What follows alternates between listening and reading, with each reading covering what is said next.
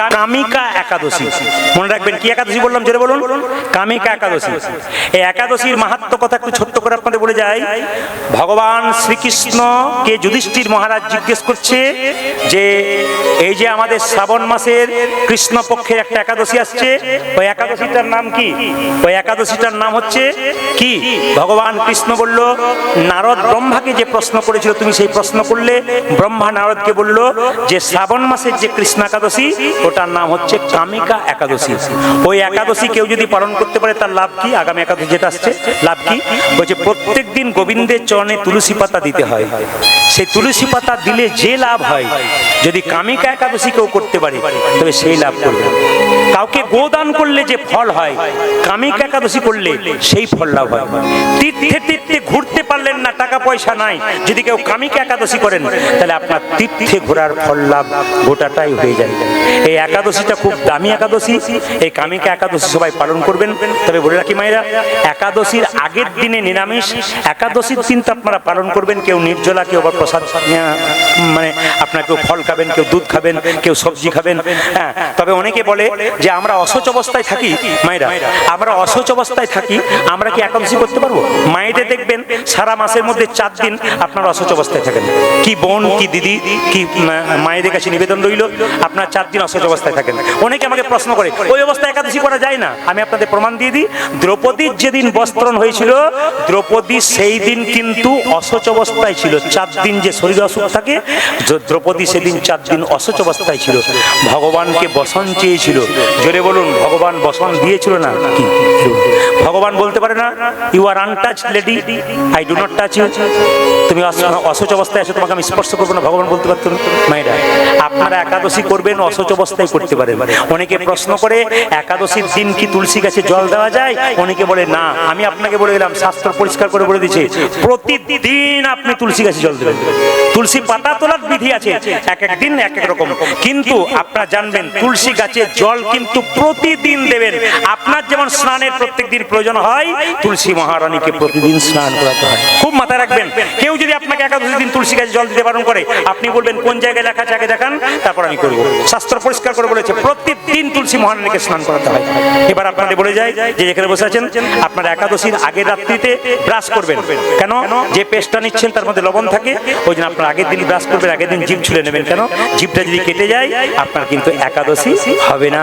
আবার সকালবেলায় পরের দিন, যেমন ধরুন কামিকা একাদশী যেদিন বটে, আমি 15 জুলাই বললাম, সেদিন সকালবেলায় ঘুম থেকে উঠে গরম জল নিয়ে মুখটাকে কুল্লি করে নিলেন।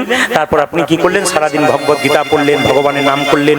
আপনাদের একটা কথা বলে রাখি, অনেকে বলে একাদশীর দিনে আমার ছেলে মাছ টাছ খায়, একটু রান্না করে দিলাম, মাংস রান্না করে দিলাম।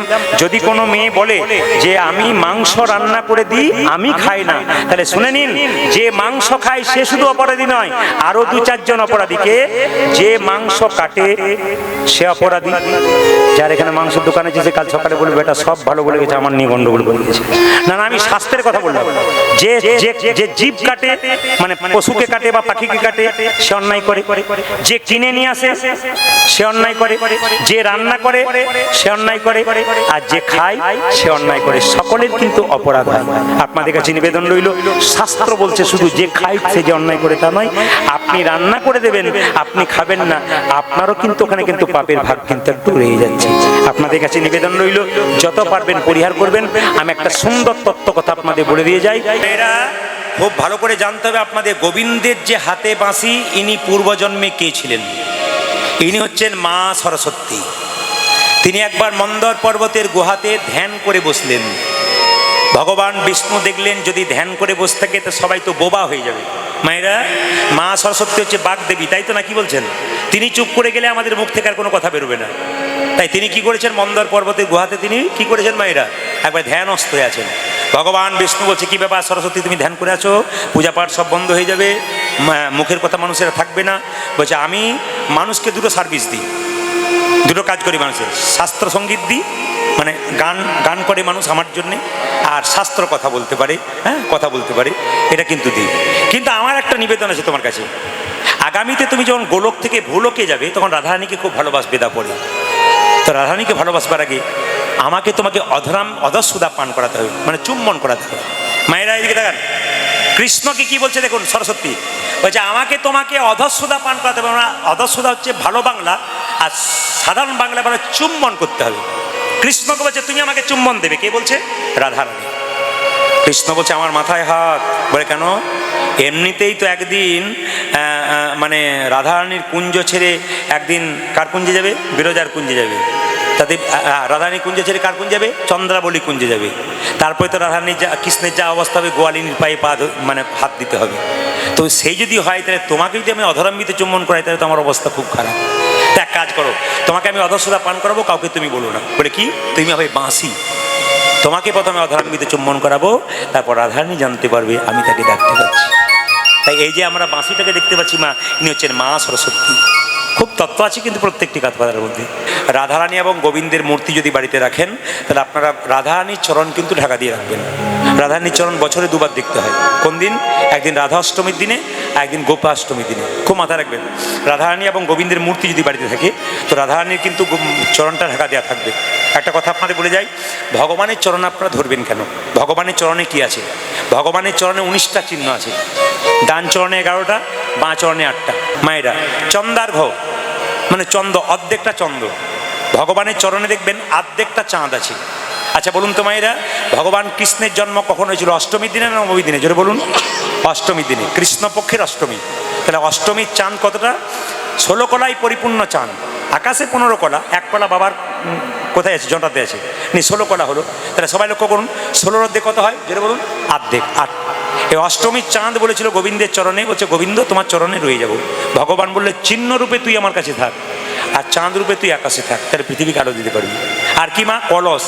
এইদিকে এইদিকে এদিকে গোবিন্দের বাঁ চরণের এই গোড়ালিতে 8টা কলস আছে, এই 4টা কলস আছে। এই 4টা কলস কোথায়? দেখবেন 4 জায়গায় কুম্ভ মেলা হয়। কোথায় কোথায়? এলাহাবাদ, উজ্জয়িনী, নাসিক, হয় না? হ্যাঁ হয় না মায়েরা? হরিদ্বার। কোথায় কোথায়? হরিদ্বার, এলাহাবাদ, নাসিক আর উজ্জয়িনী। এই 4টা জায়গায় কিন্তু কুম্ভ মেলা হয়। গোবিন্দের চরণে আপনারা কুম্ভ মেলাতে যান কেন? অমৃত পাবার সন্ধানে। গোবিন্দের চরণে 4টা কলস আছে। যদি কেউ গোবিন্দের চরণ ধরন ধরতে পারে তবে কুম্ভ মেলা যাওয়ার ফল ওইখানটাতেই লাভ হয়ে যাবে। কত সুন্দর সুন্দর ব্যাপার গোবিন্দে, খালি শুনতে হবে আপনাদের একটু ছোট্ট করে। গোবিন্দের চরণ আর কি আছে মা? শঙ্খ। আহা, আর কি আছে? যে ত্রিকোণ, সত্য রজতম, সাত্বিক, রাজসিক এবং তামসিক, এই 3টে চিহ্ন। সত্য রজতম। আর কি আছে? ঘং। ঘং মানে কি? গোলাকার চিহ্ন। 8টা চিহ্ন বাঁ দিকে আছে, গোলাকার চিহ্ন মানে পৃথিবী যে গোল তার চিহ্ন। আচ্ছা ধনুষী আছে। কামদেব মদন ভগবান শ্রীকৃষ্ণের সঙ্গে যুদ্ধ করতে গিয়ে নিজের ধনুকটা ফেলে চলে যাচ্ছিল, ধনুকের উপর ভগবান পা দিয়েছিল, সেই ধনুকের চিহ্ন কিন্তু গোবিন্দের চরণে এখনো রয়ে গেছে। মায়েরা আর কি আছে বলুন তো? একটা হচ্ছে পষ্টিকং। তার মানে কি? সবাই লক্ষ্য করুন, ওই যে দেখবেন দুটো জিনিস। একটা হচ্ছে যে ভগবানকে মারবার জন্য অনেক রকম অসুর গিয়েছিল, তার মধ্যে একটা অসুরের নাম ছিল অরিত্রাসুর। অরিত্রাসুর দেখলো যদি আমি অসুর হয়ে যাই তার সামনে, তাহলে সে আমাকে মেরে ফেলে দেবে, তার চাইতে আমি গাভী হয়ে যাব। ভগবান দেখবেন দুটো প্রাণীকে খুব ভালোবাসে। কাকে বলুন তো? একটা গাভীকে আর একটা কাকে? জোরে বলুন। ব্রাহ্মণকে। কেন ব্রাহ্মণকে ভালোবাসে? ব্রাহ্মণের মুখ থেকে বেদ মন্ত্র উচ্চারিত হয়। কিন্তু কোনো ব্রাহ্মণ যদি লুঙ্গি পরে মদ খেয়ে রাস্তা দিয়ে পেরিয়ে যায়, ওই ব্রাহ্মণকে ভগবান ভালোবাসেন। আর কাকে ভালোবাসে? গাভীকে ভালোবাসে। কেন? গাভীর দুগ্ধ দিয়ে কি হয়? ঘি তৈরি হয়, আর সেই ঘিতে যজ্ঞ হয়। এই জন্য গাভীকে ভালোবাসে। এই জন্য দেখুন গাভীকে ভগবান মারতে পারে না। ওই জন্য 9 লক্ষ ধেনুর মধ্যে কিন্তু অরিষ্টাসুর গাভী রূপে দাঁড়িয়েছিল। তো দেখছি সব গরু চুপচাপ আছে, একটা গরু গুঁতাচ্ছে কৃষ্ণ, মনে মনে ভাবছে কৃষ্ণ ভাবছে আমাকে গুঁতাচ্ছে কেন? আর সব গরু ছায়া পড়ছে, এই গরুটা ছায়া পড়ছে না কেন? তখন তিনি অন্তর্যামী জানতে পারলেন কি যে এটি হচ্ছে অরিত্রাসুর। তাকে কি করলেন? এমন আছাড় দিলেন যে পাগুলো ওপর দিকে, গরুর রূপে পাগুলো ওপর দিকে, নিচের দিকে রয়ে গেল সে। আর ভগবান খুরের উপর নৃত্য করলেন, গরুর খুরটা ভগবানের চরণে আছে। আর কি আছে বাবা? পুঁটি মাছ। এটা মনে থাকবে কিন্তু, ভগবানের চরণে পুঁটি মাছ। কেন? আপনারা যারা দান করছেন কিছু মনে করবেন না, যদি কাউকে কোনোদিন কোনো জিনিস দান করেন বলবেন না যে আমি দান করেছি। দান করে বলতে নাই। পুঁটি মাছটা কি করেছিল না, সত্যব্রত মনু রাজা, তিনি একদিন স্নান করতে গেছিলেন, একটা পুঁটি মাছ তার হাতে উঠেছিল। তো বলছে মনু রাজা তুমি তো দান করো, তো তুমি আমাকে আশ্রয় দান করো, বড় বড় মাছগুলো আমায় খেয়ে ফেলবে, তুমি আশ্রয় দান করো। তার মনু বললো তাহলে এক কাজ কর, আমার যে সুইমিং পুল আছে সেখানে ওকে রাখ, মানে যেখানে সাঁতার কাটে মনু রাজা, সত্যব্রত রাজা, সেখানে তাকে রাখা হলো।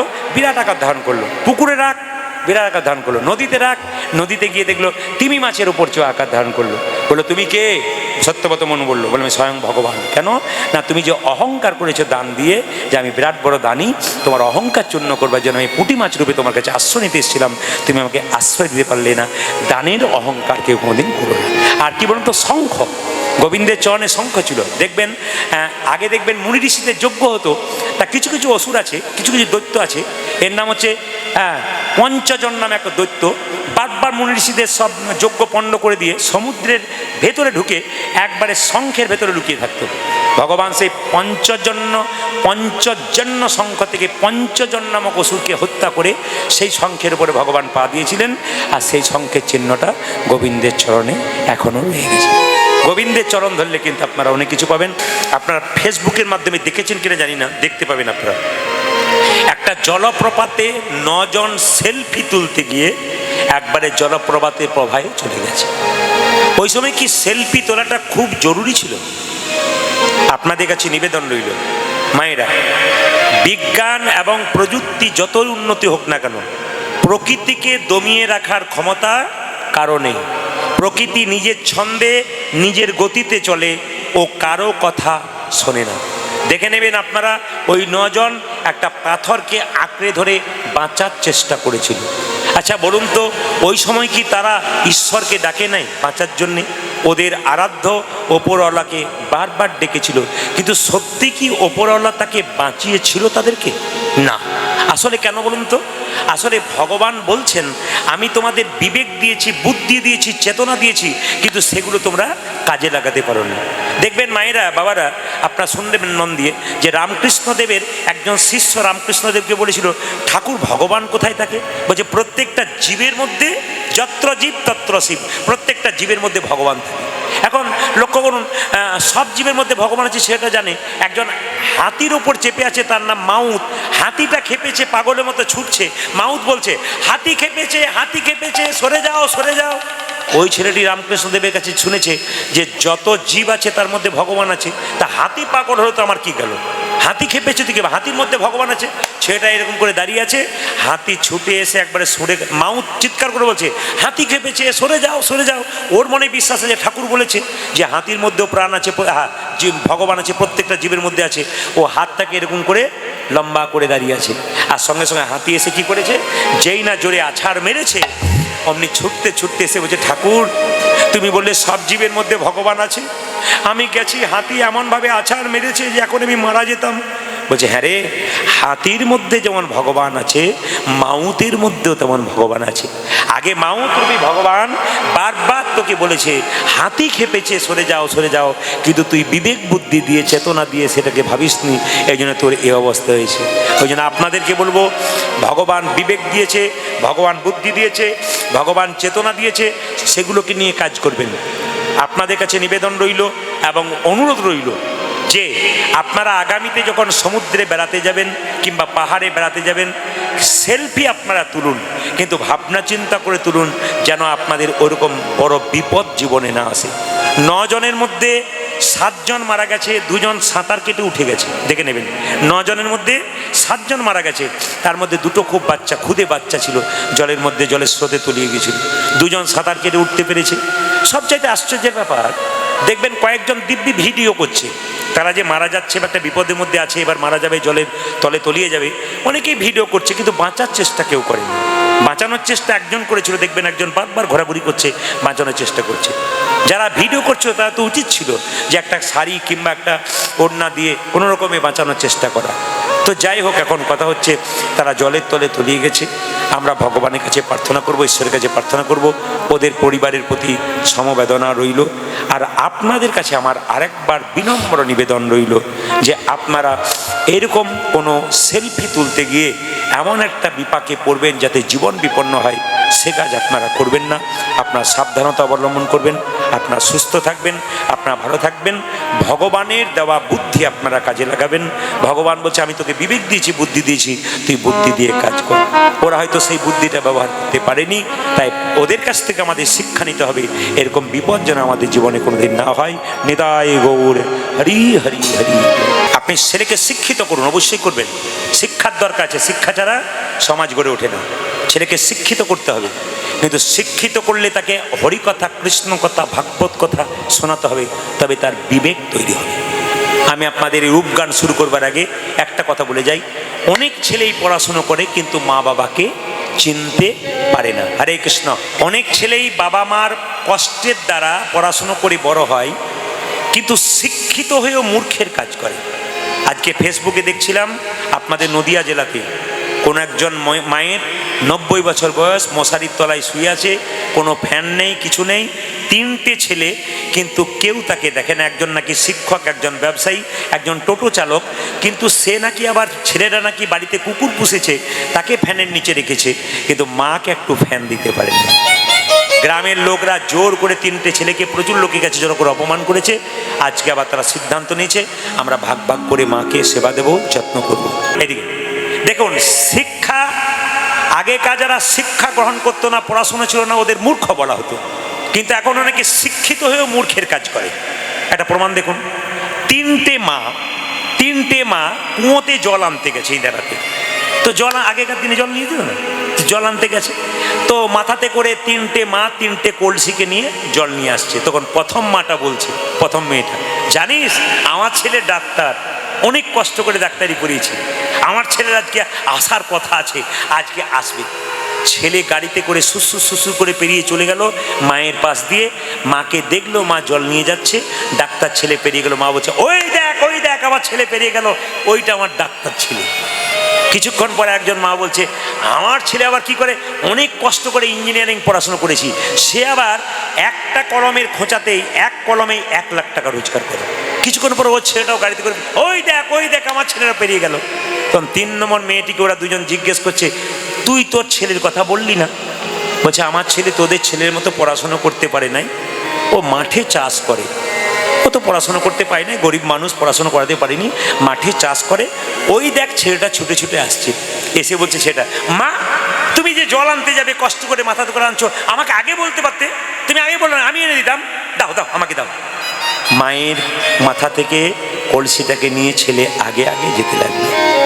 আপনারা বলুন, যে ছেলেটা ডাক্তার হলো তার বিবেক আছে? জোরে বলুন হা না।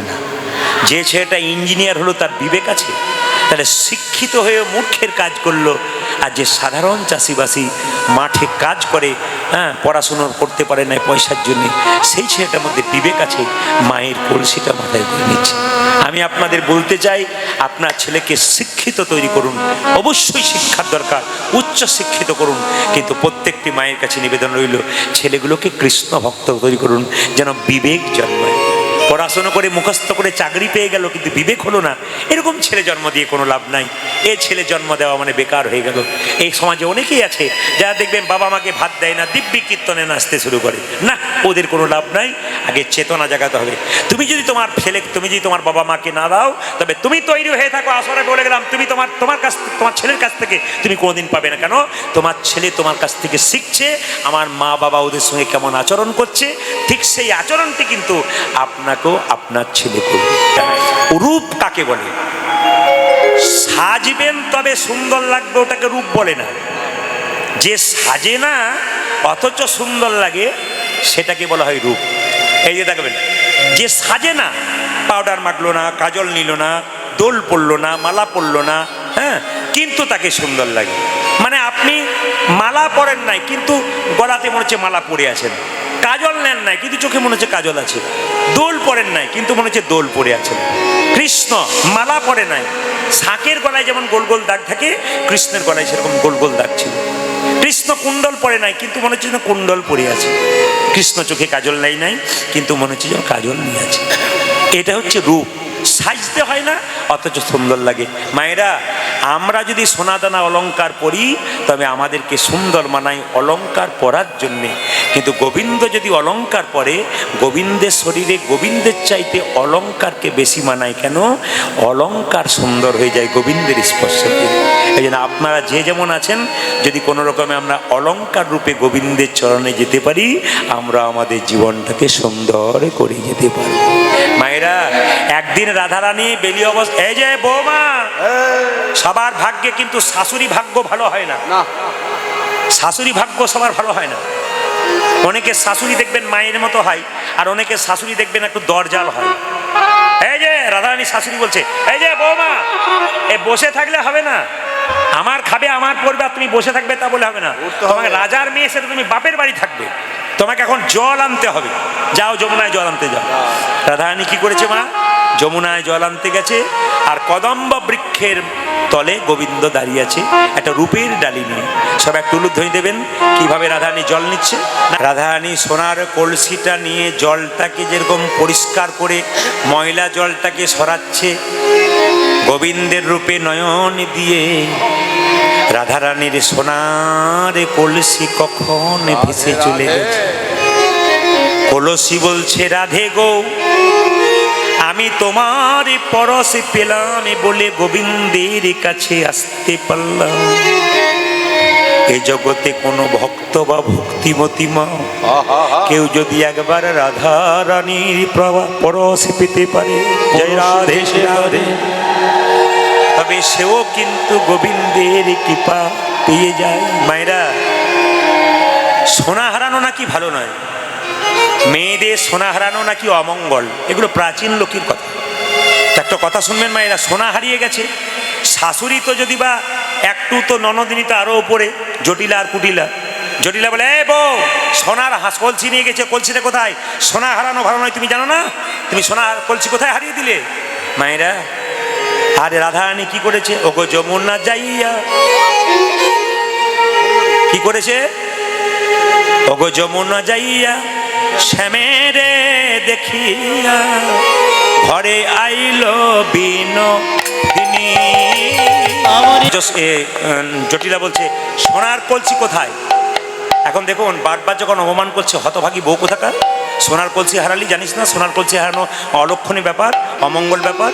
বারবার যখন শাসাচ্ছে, ললিতা বেশে কাছে বলছে, শোনো, জটিলাকে বলছে, তুমি এমন করে এত অপমান করতে পারো রাধারানীকে? রাধারানীর বাবা হচ্ছে রাজা, ইচ্ছা করলে 10টা কলসি তোমাকে দিতে পারি। আমরা জিজ্ঞেস করি রাধারানী কেন সোনার কলসি হারিয়েছে।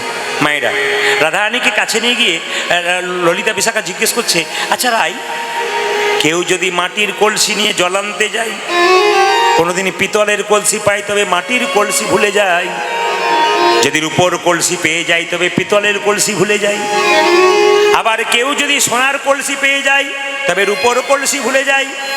তুই সোনার চাইতে কি এমন জিনিস পেলি যার জন্যে তুই সোনা হারিয়ে এলি? রানী বলছে, ললিতা রে, কেউ বুঝুক আর না বুঝুক, তোরা তো বুঝিস, তোরা আমার মরম সখী, আমার শাশুড়ি মায়ের মতো চোখ তো তোদের নাই।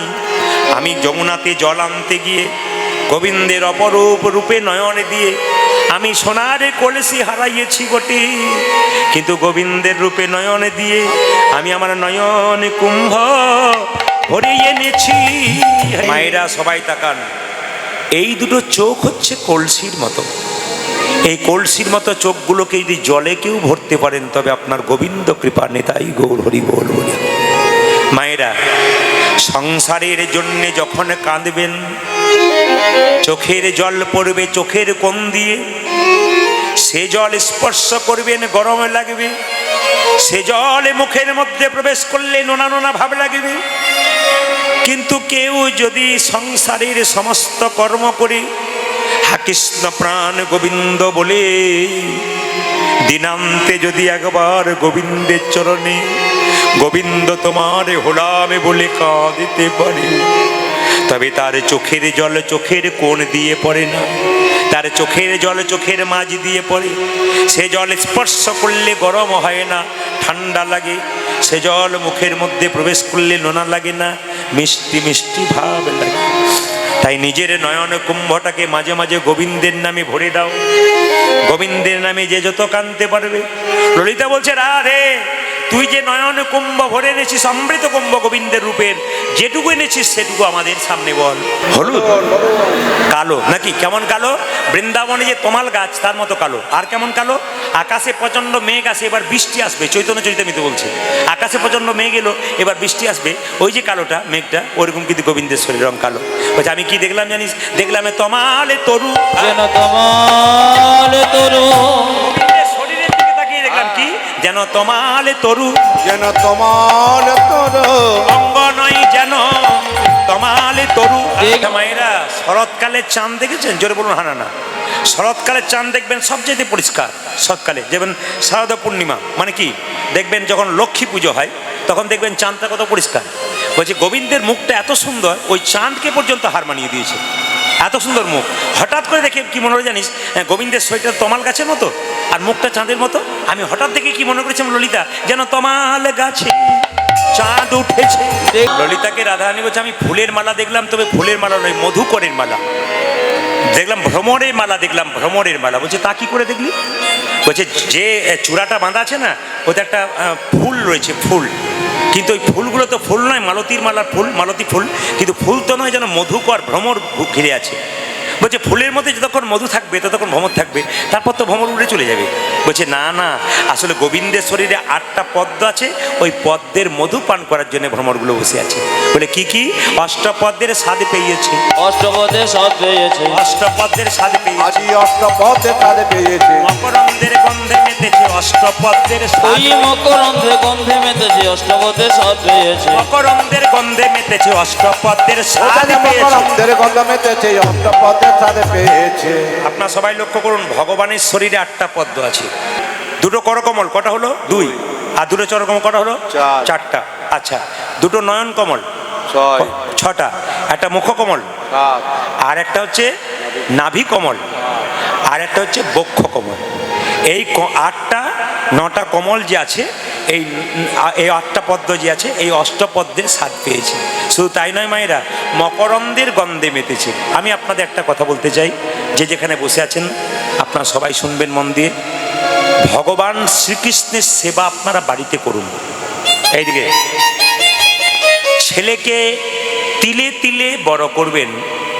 ছেলে বড় হয়ে আপনার সঙ্গে বেইমানি করতে পারে, মেয়ে বড় হলে আপনার ভাগ নিয়ে আপনার কাছ থেকে সরে যেতে পারে, আপনাকে নাও দেখতে পারে।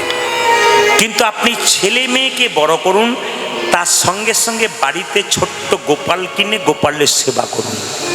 যদি কেউ সকাল দুপুর সন্ধে গোপালের সব সেবা করতে পারেন, পৃথিবীতে সবাই ছেড়ে চলে গেল, গোপাল কিন্তু তোমাকে কোনোদিন ছেড়ে যাবে না। যারা অগ্রদ্বীপের গোপীনাথ লীলা শুনেছেন মায়েরা, অগ্রদ্বীপের গোপীনাথ স্বয়ং ভগবান তার বাবার কি করেছিল, তার বাবার কি করেছিল, প্রতিশ্রাদ্ধ পালন করেছিল। তাই আপনাদের কাছে নিবেদন রইল, এই জগতে সবাই পালিয়ে যেতে পারে, কিন্তু গোবিন্দ পালাবে না। আচ্ছা মায়েরা, আপনারা অনেকে বলেন আমরা প্রসাদ ভোজি হতে পারিনি। আপনারা প্রসাদ ভোজি হবেন, একটা উপায় আজকে বলে যাই, এই উপায়টা আপনারা অবলম্বন করবেন। আচ্ছা মায়েরা, বিশেষ বিশেষ দিনগুলোতে বাড়িতে নিরামিষ খেতে হয়। কোন কোন দিন বলুন তো? জন্মাষ্টমী, রাধাষ্টমী, মনে থাকবে, জগন্নাথ দেবের রথযাত্রা, আর কি অমাবস্যা, পূর্ণিমা। একাদশীর দিনে কেউ যদি একাদশী পালন না করতে পারে, বাড়িতে অন্তত নিরামিষ প্রসাদ তৈরি করতে পারে। তাহলে আপনাদের আমি বলতে চাই যে বিশেষ বিশেষ দিনগুলোতে আপনারা বাড়িতে নিরামিষ প্রসাদ করুন। বিশেষ বিশেষ দিনগুলোতে আপনারা বাড়িতে নিরামিষ প্রসাদ করুন। কিভাবে করবেন আমি বলে দিই। যেমন ধরুন বৃহস্পতিবার কোনো হিন্দু বাড়িতে যদি মাছ মাংস হয়, ওটাকে হিন্দুর বাড়ি বলে কোনো মতে গণ্য করা যাবে না। সবাই শুনবেন, বৃহস্পতিবার, গুরুবার, সেই দিন যদি আপনার বাড়িতে আমিষ হয়, ওই বাড়িটাকে কোনো মতেই হিন্দুর বাড়ি বলে গণনা করা যেতে পারে না। একবার পাক্কা জেনে রাখুন, আপনার বৃহস্পতিবার 1000 কুটুম্ব আসতে পারে, আপনাকে কিন্তু নিরামিষ রান্না করতে হবে, সে যেই আসুক না কেন। এবার বলে দিই, নিরামিষ যেদিন খাবেন সেদিন আপনার কাজ করবেন। সবার কাছে নিবেদন রইল, সব কিছু কিনতে পাচ্ছেন, এখন মানুষের খুব একটা অভাব নাই, আপনার সব কিছু কিনতে পাচ্ছেন, কিন্তু একটা জিনিস করবেন কি, একটা গোপাল কিনে আনবেন, খুব বেশি দাম নয়। বাজার যাবেন, ছেলের জন্য মিষ্টি কিনতে যাবেন, আপনার মনে হবে গোপালে একটা মিষ্টি কিনি। ছেলের জন্য একটা জামা কিনতে যাবেন, কি মনে হবে, আমি গোপালের জন্য একটা জামা কিনে নিয়ে যাই। মানে গোপালও আপনার সন্তান হয়ে যাবে, যদি আপনি ভালোবাসার মতো ভালোবাসতে পারেন। যেদিন নিরামিষ হবে বৃহস্পতিবার দিন, সেদিন মায়েরা শুনে রাখুন, আলাদা হাঁড়ি করা কিন্তু বাড়িতে করবেন। সবার কাছে নিবেদন রইল, এখন কিন্তু অভাব কারো নাই, খুব ভালোভাবে বারবার বলছি, এগুলো অন্তত করতে পারবেন। বাড়িতে হাঁড়ি করা, ছোট করে একটা নিরামিষ হাঁড়ি করা করবেন। এটা আপনি কি করবেন না, সেদিন কিন্তু ভগবানের ভোগ যেদিন দেবেন, সেদিন কিন্তু এই সেদ্ধ চাল দিয়ে হয় না। কি চাল দিয়ে হয় যেটা বলুন? আতপ চাল দিয়ে হয়। সেদিন কিন্তু সেদ্ধ চাল দিয়ে ভোগ হয় না। আপনি আতপ চালের প্রসাদ তৈরি করলেন, ডাল করলেন, সবজি করলেন, সব কিছু খুব কম পরিমাণে করলেন, আর এমনি রান্না হয়ে গেল নিরামিষ বাড়িতে। ওই প্রসাদটা সকালের পাতাতে, সবার পাতাতে একটু একটু করে দিলেন, দিয়ে একটা করে তুলসী পাতা দিলেন। ছেলেটা জিজ্ঞেস করবে, মা প্রতিদিন তুমি অন্যরকম সেবা করো, আজকে অন্যরকম সেবা করাচ্ছ কেন? বাবা আজকে ভগবানের প্রসাদ পাচ্ছিস। তা সপ্তাহে যদি প্রতি বৃহস্পতিবার একবার করে ভগবানের প্রসাদ দিতে পারেন, আপনি প্রতিদিন আপনাকে বলবো না, অন্তত একবার বৃহস্পতিবার যদি বাড়িতে বাড়িতে একটু প্রসাদ তৈরি করতে পারেন, তাহলে দেখবেন সকলের মধ্যে ভক্তির উদয় হবে। আগে স্কুলে ভর্তি হতে হবে, তবে তো আপনি পরীক্ষায় পাস করবেন। স্কুলকে গেলেনই না, আপনি কি করে জানবেন স্কুলের মর্ম? আগে প্রসাদ শুরু করুন না, ভগবানের ভজন শুরু করুন, দেখবেন জীবন সুন্দর হয়ে যাবে। মায়েরা যারা প্রসাদ ভোজী হয়, যারা কৃষ্ণ ভক্ত হয়, তাদের জীবনটা খুব ভালো হয়। দেখবেন অনেক লোকের প্রচুর টাকা আছে, আমি জিজ্ঞেস করি, দাদা কেমন আছেন? আর বলবেন না, খালি টেনশন। বলে কেন? আমার স্ত্রী থাকে 4 তলায়, আমি থাকি 1 তলায়, কথাও নাই দেখাও নাই, খালি টেনশন। দেখবেন। আর দেখবেন কৃষ্ণ ভক্তকে জিজ্ঞেস করবেন, দাদা কেমন আছেন? হরির কৃপায় ভালোই আছে। দেখবেন যারা দেখবেন কৃষ্ণ ভক্ত, কেমন আছো গো? এই গোবিন্দের কৃপায় ভালোই আছি গো। মানে কি? ভগবানের কৃপাতে দেখবেন ভালোই থাকা যায়, যদি ভগবানের উপর ভরসা করা যায়। এই দিকে তাকাবেন। আমি আপনাদের বলতে চাই, বাড়িতে যদি আত্মীয় আসে, আর যদি বাজার থেকে আপনি মাছ মাংস কিনে আনেন, আত্মীয় মানে অতিথি, অতিথি দেব ভব, অতিথি নারায়ণ। এখন যদি আপনার আত্মীয়ের জন্য যদি মাছ মাংস ডিম এনে দেন, তাহলে অতিথি নারায়ণ না অতিথি অসুর? জোরে বলুন, কোনটা? অতিথি অসুর না অতিথি নারায়ণ? সেদিন অতিথি অসুর হয়ে গেল। হ্যাঁ, অতিথিকেও এমন হতে হবে যে অন্তত নিরামিষ ভোজী হতে হবে না। আপনারা আমিষ খাবেন, আমি আপনাদের বারণ করব না, কিন্তু বারবার বলবো চেষ্টা করবেন যারা আমিষ ভোজী খুব বড় আছেন, তারা অন্তত নিরামিষ প্রসাদ সপ্তাহে 1 দিন করে করুন, প্রতি বৃহস্পতিবার। প্রসাদ পাবেন, ভক্তের পাশে বসবেন, অভক্তের পাশে বসবেন না। কেন বলুন তো? অভক্ত কীর্তন শুনতে আসে, ও বলে চল প্রদীপ পালকে 10 মিনিট দেখে আসি, তারপর চলে যাবো। বারবার হাই তোলে, তারপর দেখবেন ব্যাগটাকে গুটিয়ে দিব্যি রাস্তা খুঁজে। এর হচ্ছে অভক্ত। এদের সামনে কীর্তন শুনলে কিন্তু আপনার মতি জন্মে না। ভক্তের পাশে কীর্তন শুনবেন, দেখবেন ভক্তকে বলতে না বলতে উনি আপনি হাত তুলে দেবে, তখন দেখবেন ওনার হাত তোলা দেখে আপনার হাতটাও পাশ থেকে উঠে যাবে। ভক্তের পাশে বসতে হয়। প্রসাদ পাবেন, ভক্ত যখন প্রসাদ পাবে তখন জনার্দন বলে প্রণাম করবে, প্রসাদ পাবে। ওই জন্য ভক্তের পাশে বসে প্রসাদ পেতে হয়। যে কোনো কীর্তন, হরিকথা, কৃষ্ণ কথা, ভাগবত কথা, রামায়ণ কথা যখনই শুনতে যাবেন, স্থির চিত্তে একভাবে বসবেন। যিনি দেখবেন খুব ধৈর্যবান, খুব ভক্ত মানুষ, তার পাশে বসে কীর্তন শুনবেন, আপনার কৃপা হয়ে যাবে। এর থেকে প্রমাণ কি? যে মা দেখবেন খুব স্থির, তার ছেলে জীবনে স্থির হবে। যে বাবা দেখবেন খুব স্থির, হরিকথা কৃষ্ণ কথা শুনে চুপচাপ বসে বসে, তার ছেলে দেখবেন স্থির হবে। ভবিষ্যতে সে বলতে পারবে, আমার ছেলে চঞ্চল নয়, কেন? আমি কৃষ্ণ কথা, হরিকথা শুনি, আমার রক্তে কৃষ্ণের প্রভাব বইছে, ওই জন্য আমার ছেলে কৃষ্ণ ভক্ত হয়ে যাবে। এই তিলকের কথা যখন বললাম, তখন আপনাদের বলে যাই, যে যেখানে বসে আছেন, এই যে তিলক করেছেন, মায়েরা তাকান আমার দিকে, সবাই তাকান। এই যে গোবিন্দের ললাটে তিলক আছে, উনি তিলক দিচ্ছেন, একটু তত্ত্বটা শুনে রাখুন। এই যে তিলক দেখছেন, তিলকের কটা দাগ দেখছেন? জোরে বলুন, জোরে বলুন, কটা?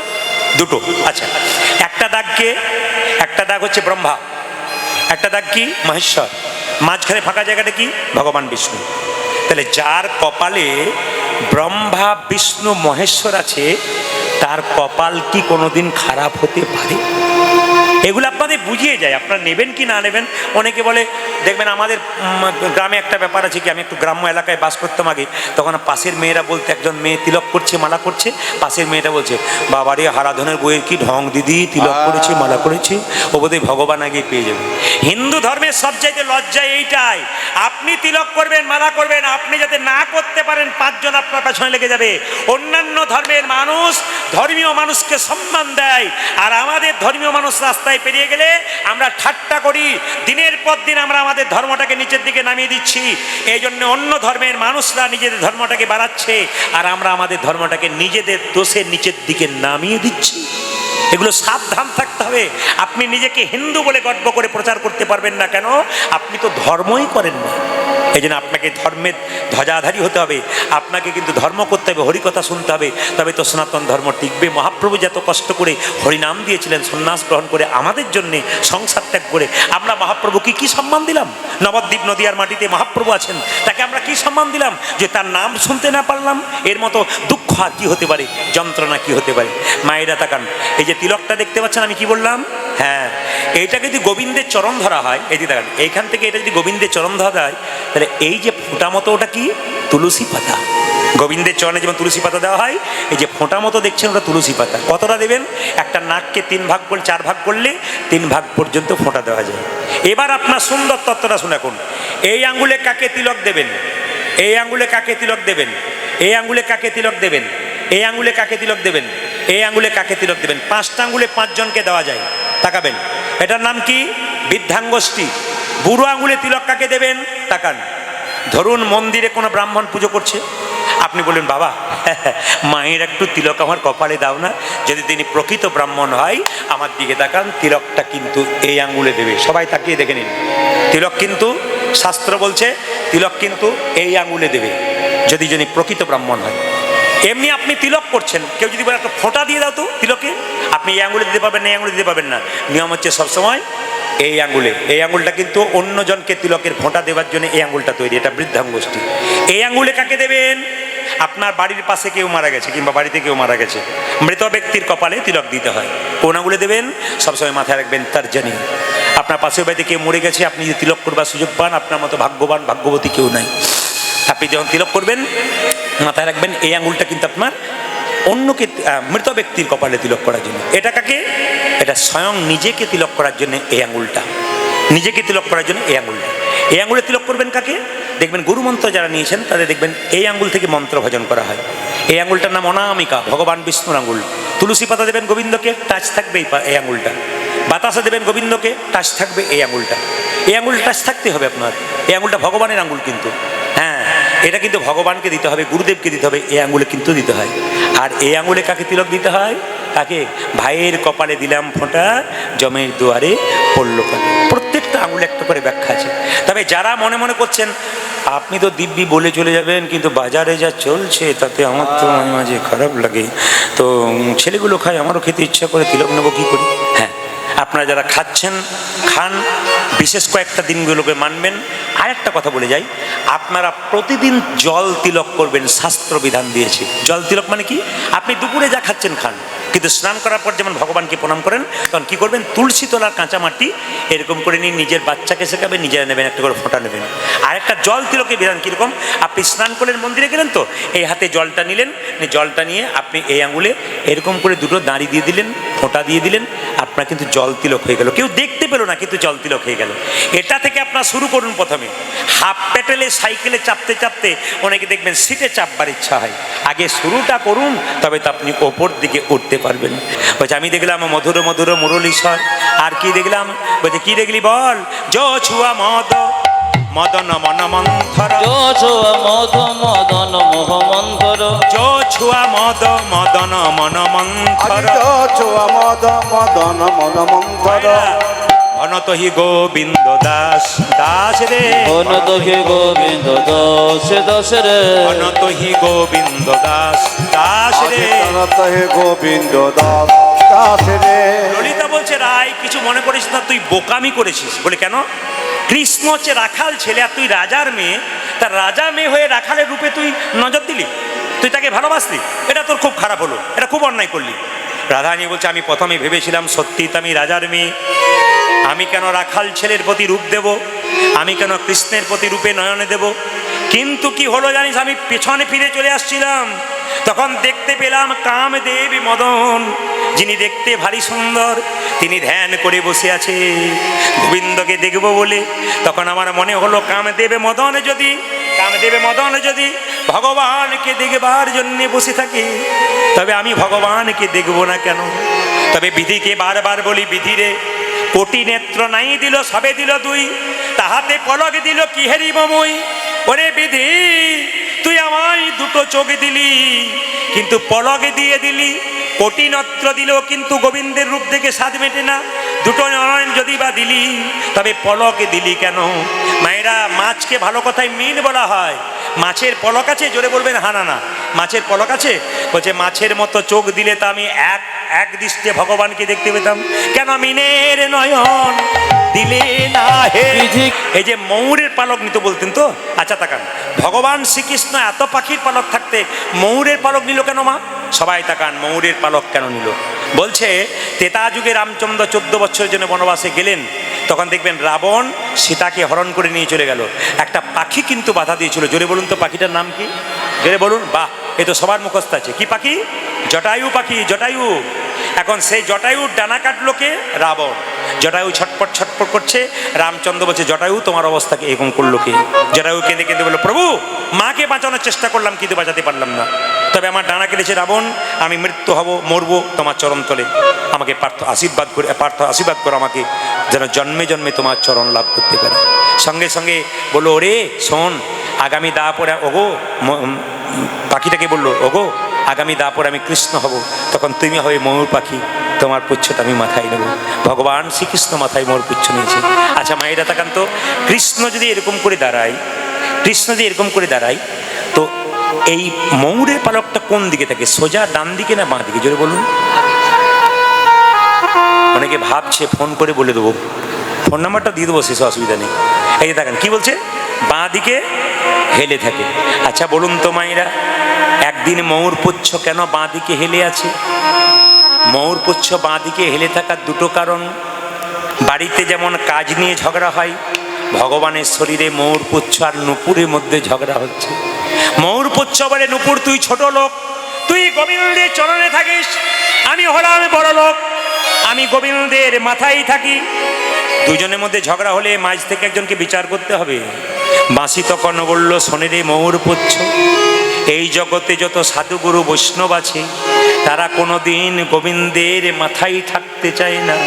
এই জগতে যত সাধুগুরু বৈষ্ণব আছে, গোবিন্দের চরণ পেতে চায়। ওরে নুপুর রে, তুই যদি গোবিন্দের চরণ পেয়েছিস, তবে তোর মতো ভাগ্য আর কজনের আছে? পান বললো, আমার সৃষ্টির দিকে তাকিয়ে দেখো, ছোট্ট জোনাকি পোকা দেখতে তারে কালো, ছোট জনাকে বোকা দেখতে তারে কালো, ছোট্ট জোনাকি পোকা দেখতে তারে আজ কালো। ছোট জনকে পোকা দেখতে তারে কালো। আমার সৃষ্টির দিকে তাকিয়ে দেখো, ছোট্ট জোনাকি পোকা দেখতে তারে কালো, বলো দেখি তার পেছনে কে দিয়েছে আলো? ওগো বলো দেখি তার পেছনে কে দিয়েছে আলো? ও যে বলো দেখি তার পেছনে কে দিয়েছে? উজাজি বলো দেখি তার পেছনে কে দিয়েছে এই যে, আলো। প্রজাপতি কত জাতি কত জাতের ফুল, প্রজাপতি কত জাতি কত জাতে ফুল, প্রজাপতি কত জাতি কত জাতের ফুল। প্রজাপতি কত জাতি কত জাতের ও ফুল। যে বলতে পারো এত সুন্দর সৃষ্টির কি বা মূল? আজ বলতে পারো এত সুন্দর সৃষ্টি কি বাবু? একথা নয় একেবারে ভুল, একথা নয় একেবারে ভুল, বিজ্ঞান তৈরি করতে পারে না অরিজিনাল চুল। বসে শুনুন যত ভক্ত, বিজ্ঞান তৈরি করতে পারে না অরিজিনাল রক্ত। বিজ্ঞান আগে না বৈষ্ণব আগে? বৈষ্ণব আগে। এই যে চাপাকল তৈরি করছে, এটা বিজ্ঞান করছে, কিন্তু বৈষ্ণব তার আগে কি করেছে বলুন তো? ভীষ্ম যখন সরসজ্জায় ছিল, তখন মা গঙ্গার জল পান করবো বলেছিল, অর্জুন তীরবিদ্ধ করেছিল, মা গঙ্গার জল ওখানে বসে পান করেছিল। আপনারা টেলিভিশন দেখছেন বিজ্ঞানের দয়ায়, কিন্তু তার আগে আপনারা মহাভারতে দেখবেন কুরুক্ষেত্রের যুদ্ধটা কে দেখেছিল? আপনার কে দেখেছিল? সঞ্জয় দেখেছিল না? আপনাদের কাছে নিবেদন রইল, মায়েরা বিজ্ঞান আগে নয়, বৈষ্ণব আগে। একবারে খুব দামি কথা, খুব মাথায় রাখবেন। উড়োজাহাজ আপনার এরোপ্লেনে চাপছেন, কিন্তু বৈষ্ণবরা কি করেছে? তার আগে কিন্তু রাবণের পুষ্পরথ কিন্তু তৈরি করে বসে আছে। সব কিন্তু আগে থেকেই হয়ে আছে। তাই আপনাদের কাছে নিবেদন রইল, ভগবান আছেন, তিনি অনাদি, তিনি থাকবেন, তিনি চিরকাল থাকবেন। যদি আমরা তাকে ঠিকমতো স্মরণ করতে পারি, গোবিন্দ আমাদের কাছে থাকবে। মাটি যদি হয় খাঁটি, তবে সোনার ফসল ফলে। মা যদি ভালো হয়, সন্তান ভালো হবে। বাবা যদি ভালো হয়, সন্তান ভালো হবে। বাবা হলো বীজ, মা হলো মাটি। যদি আপনি আপনার বাচ্চাকে নিয়ে কীর্তন শুনতে পারেন, তবে আপনার মাটি ভালো আর আপনার বীজও ভালো। আর যদি আপনি শুনতে না পারেন, ছেলে পুলে গুটিয়ে নিয়ে যান, তবে মাটিও ভালো নয়, বীজও ভালো নয়। তাই নিজের সন্তানকে কৃষ্ণ ভক্ত করতে গেলে মায়ের আগে কৃষ্ণ ভক্ত হন। হাত তুলে। কোনোদিন চেন্নাই অ্যাপেলো চিকিৎসা করাতে যায়, তাকে বলবেন ডাক্তারবাবু টেবিলটার দিকে তাকাতে। যে কোনো জাতির ডাক্তার তাদের টেবিলের মধ্যে যে কোনো ধর্মের মানুষ তাদের যে কোনো দেবতাকে ওখানে রাখে। আমি একবার চিকিৎসায় গিয়েছিলাম, একজন বাঙালি ডাক্তার, দেখছি টেবিলের মধ্যে কৃষ্ণের মূর্তি এবং তাতে বাতাসা রয়েছে, তুলসী পাতা রয়েছে। জিজ্ঞেস করলাম, স্যার এটা কেন? বলছে উনি ছাড়া তো কোনো উপায় নেই। আমি আমেরিকা ফেরত ডাক্তার হতে পারি, লন্ডন ফেরত ডাক্তার হতে পারি, ওনার কৃপা ছাড়া কোনো পথ নেই। ওরা বুঝতে পারলো, আর আমাদের সমাজে দু চারজন এরা একবার 25,000 টাকার মাইনে পেয়ে গেলে আর হাতকে তোলাতে পারে। কিছু লজ্জার ব্যাপার। আমি দেখেছি মায়েরা, অ্যাপেলো চেন্নাই দেখেছি একটা মুসলিম ডাক্তার, সে নিজের টুপি পরে আছে, তার ধর্মের যা যা আবরণ থাকা দরকার, সেই ডাক্তারটি বসে বসে, সে লন্ডন ফেরত ডাক্তার, কিন্তু নিজের ধর্মের সাজটাকে খোলেনি। মুসলিম মেয়ে ডাক্তার, তাকে দেখতে পাচ্ছি মাথায় ওড়না নিয়ে সালোয়ার কামিজ পরে যেমনটি থাকা দরকার সেরকমটি। তার মানে কি, ওনার মা বাবা ওনার পরিবার শিখিয়ে দিয়েছে তুমি বিখ্যাত ডাক্তার হতে পারো, বিখ্যাত মানুষ হতে পারো, কিন্তু ভগবানকে বাদ দিয়ে নয়। এটা ওরা শেখিয়েছে, যেটা আমরা আমাদের ছেলে মেয়েকে এখনো শেখাতে পারলাম না। আমি একজনকে দেখাচ্ছিলাম, জোসেফ টাচিল, তাকে দেখতে পাচ্ছিলাম তার যীশু খ্রিস্টের একটা মূর্তি তার টেবিলের মধ্যে রয়েছে। আইজাক নিউটন, তিনি ভগবান বিশ্বাস করতেন।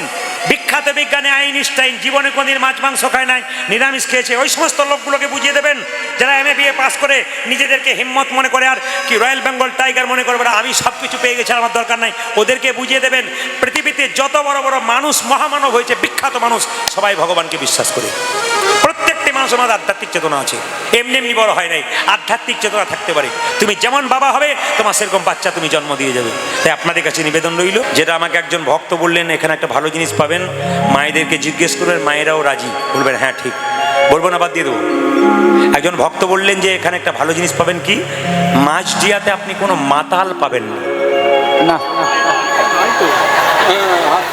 আপনাদের হাসিতেই বুঝতে পেরেছি পার্টি আছে, মানে টেস্ট করে দেখলাম। এইদিকে আমাকে একজন বলে মাঝদিয়াতে কোনো মাতাল পাবেন না, টেস্ট করে দেখলাম। আসলে কিছু মনে করবেন না, আমি যখন মাঝদিয়া ঢুকতে যাচ্ছি তখন কিন্তু ঠিক ঢুকবো, তখন জিজ্ঞেস করলাম একজনকে, উনি দুপুরবেলাতে খেয়েছেন আর কি, দাদা মাঝদিয়া কি সামনে? হ্যাঁ। ওরে বাবারে, প্রদীপ বাবু আমার কাছে এসছে, হ্যাঁ প্রণাম প্রণাম। আমি তখন বললাম পার্টি এখানে আছে আর কি। উনি তখন বলছেন, প্রদীপবাবু কিছু মনে করবেন না, একটু খেয়ে ফেলেছি। বললাম না না, আজকেই খেয়েছেন বোধহয়, রথযাত্রা বলে বোধহয় খেয়েছেন নাকি? না, হিন্দুদের তো এটা বটে, দোল পূর্ণিমার দিনে মাংস খায়, রথযাত্রার দিনে মাংস খায়, মানে এরা বোঝেই না রথযাত্রা কি আর দোল পূর্ণিমার দিন, মানে ওই দিন খেতে হবে আর কি, এটা আমাদের জানা। সবচেয়ে লজ্জার ব্যাপার, আজও পর্যন্ত মাছ মাংসের দোকানগুলো বন্ধ নেই। রাস্তায় দেখছি দিব্যি মাংসের দোকান খোলা আছে, দিব্যি মাছের দোকান খোলা আছে, মানে আজকের দিনটা কেউ বাদ দিচ্ছে না আর কি। সবচাইতে হিন্দু জাতি এইটাই লজ্জা, আমরা বুঝি না রথযাত্রা কি, আমরা বুঝি না দোল পূর্ণিমা কি। ওই দিন আমরা মনের মধ্যে আসা, আজকের দিনে কিন্তু মাংস খেতেই হবে, কারণ আজকে দোল পূর্ণিমা, আজকে রথযাত্রা, আজকে না খেলে সারা বছর খেতে পারি না। মানে আমাদের কত ধারণা দেখুন, এই আমাদের ধর্ম সম্পর্কে আমাদের জ্ঞান নাই বলে তো আমরা নিচের দিকে নেমে যাচ্ছি। মায়েরা দেখবেন আমরা রাস্তা দিয়ে যাই, মা কালীর চড়াতা তোলে, রক্ষা কালী, দক্ষিণা কালী, শ্মশান কালী। বললাম হ্যাঁ রে, তোরা কৃষ্ণ পুজো করতে পারিস না? বলে কৃষ্ণের পুজো কেন করবো, কৃষ্ণ তো নিরামিষ, কিছু খায় না। বলে কেন, কালী পুজো করবো, এমনি করে দেবো, মানে কালী পুজোয়। তো উনি কি বলছেন দেখুন, মাতালটি বলছে, প্রদীপবাবু আজকে আপনার মাঝদিয়াতে গান আছে, আমি খবর পেয়েছি, তবে কিছু মনে করবেন না, আমি কবিতা লিখি। বললাম কি কবিতা লেখেন? বলছে আমার শর্টে বলুন, আমি পৌঁছাতে হবে। তখন কবিতা কি বলছে দেখুন, বলছে আপেলে পোকা দুধে জল, বিড়িতে শক্তি মদে বল। বাবারে কি কবিতা শুনলাম গো, এই নদিয়ার মানুষও কবিতা লিখতে পারে, আমার আগে জানি ছিল না। কি বলছে দেখুন, বলছে আপেলে পোকা দুধে জল, বিড়িতে শক্তি আর মদে বল। আমার বাহ, দারুণ কবিতা লিখেছি, তোমাকে প্রণাম জানাই। আপনাকে এক লাইন বলতে হবে, আমাকে বলছে আমি কবিতা জানি না। বললাম তুমি কি খাও? বলছে জেডি খাই। আমি তাহলে এক লাইন বলি নিয়ে চলে যাই। বললাম খাবে জেডি, ফুলবে বডি, শ্মশান তোমার জন্য রেডি। তখন ও বলছে আজ আর কীর্তন শুনতে তোমার যাবোই না। আমার না যাওয়ার দরকার নেই, কিছু মনে করবেন না, পার্টি সব জায়গাতে আছে। আচ্ছা মায়েরা একটু বলবেন তো, ভগবানের এই মাথাতে কোন পাখির পালক ছিল, কাকের না কোকিলের? জোরে বলুন। যে ঘুমাচ্ছে তিনি বলুন। হ্যাঁ, যিনি ঘুমাচ্ছেন সে বলছে ঘুমানোর কোনো উপায় নেই। এই যে তাকান, হ্যাঁ গান আরম্ভ বোধহয় একটু বিকালে করলে ভালো হতো, নাকি বলছেন? বাবার অনেক মায়ের খুব ঘর যাবার চিন্তা, দেখছে পেছন দিকে যে কে পালালো, তাহলে আমাকেও যেতে হবে আর কি। না, যত কীর্তনে আসলে ঘর ঘর করবেন, মৃত্যুর সময় গলা তত ঘর ঘর ঘর ঘর ঘর ঘর ঘর ঘর ঘর ঘর ঘর ঘর ঘর ঘর। তাই সাবধান থাকবেন, কিন্তু কীর্তনে আসলে ঘর ঘর ঘর ঘর করা চলবে না। আমার দিকে তাকাবেন, সতীশনের রূপের কথা কইতেছিল বসি, হেনকালে বৃন্দাবনে বাজিল সেবের বাসি। সবার কাছে নিবেদন রইল, একসঙ্গে হাতটা তুলে সবাই গান, একসঙ্গে সবাই খুব সুন্দরভাবে, যে যেখানে বসে আছেন, দাঁড়িয়ে আছেন, সবাই একসঙ্গে তালি। আমার ফোন নাম্বার, মোবাইল নাম্বার অনেকে চাইছেন, সবার কাছে আমার নিবেদন, 1 বছর আগে বুকিং করতে হয়। আপনাদের একটু নাম্বারটা আমি বলে দিই, যাদের মোবাইল আছে তারা নিতে পারেন, নাম্বারটা আমি বলে দিচ্ছি। আর ইউটিউবের মাধ্যমে আপনারা নাম্বার পেয়ে যাবেন। মাইক সেটটি খুব ভালো, সুন্দর ঘোষ সাউন্ড।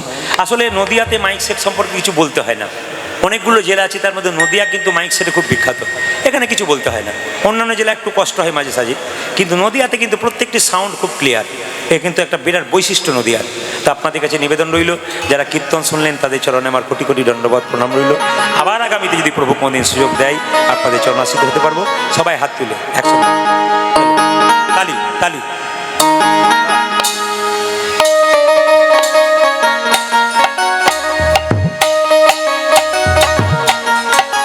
তালি।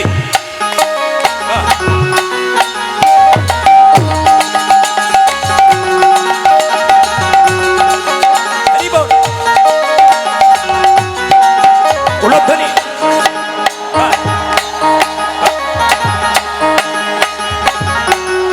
হাততালি। একসঙ্গে।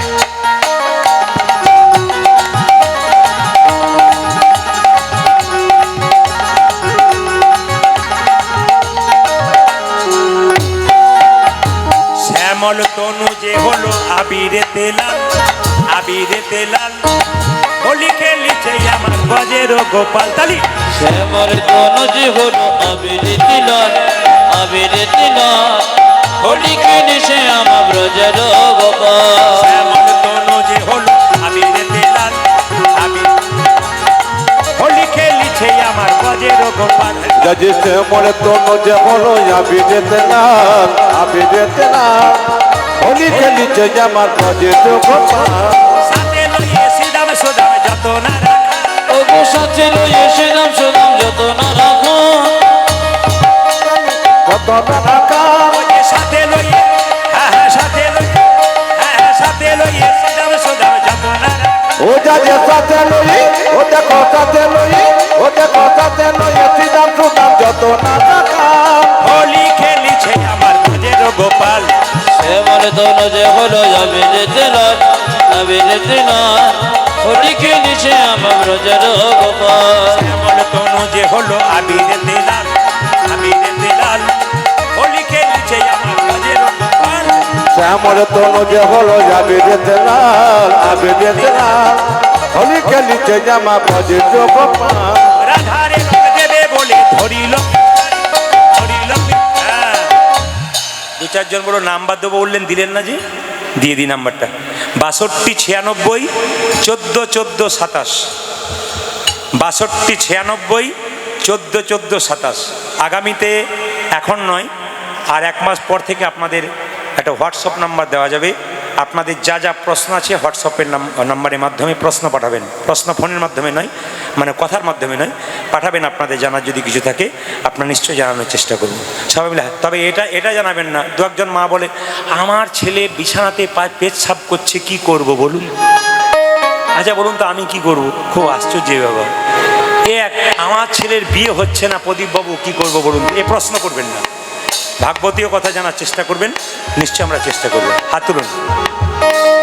রাধারে রং দেবে বলে ধরিল পিচকারি, ধরিল পিচকারি, লাল রঙে রাঙাইল নীল রঙে শাড়ি। ওগো রাধারে রং, রাধারে রং, রাধারে রং দেবে বলে ধরিল পিচকারি, ধরিল পিচকারি, লাল রঙে নাগাইল নীল রঙে শাড়ি। রাধারে রং দেবে বলে ধরিল পিচকারি, ধরিল পিচকারি, লাল রঙে রাঙাইল নীল রঙে শাড়ি। ওটা যে ডাকারে রং, ও দেখো ডাকারে রং, ও দেখো ডাকারে রং দেবে বলে ধরিল পিচকারি, ধরিল পিচকারি, লাল রঙের জায়গা দিল নীল রঙের শাড়ি।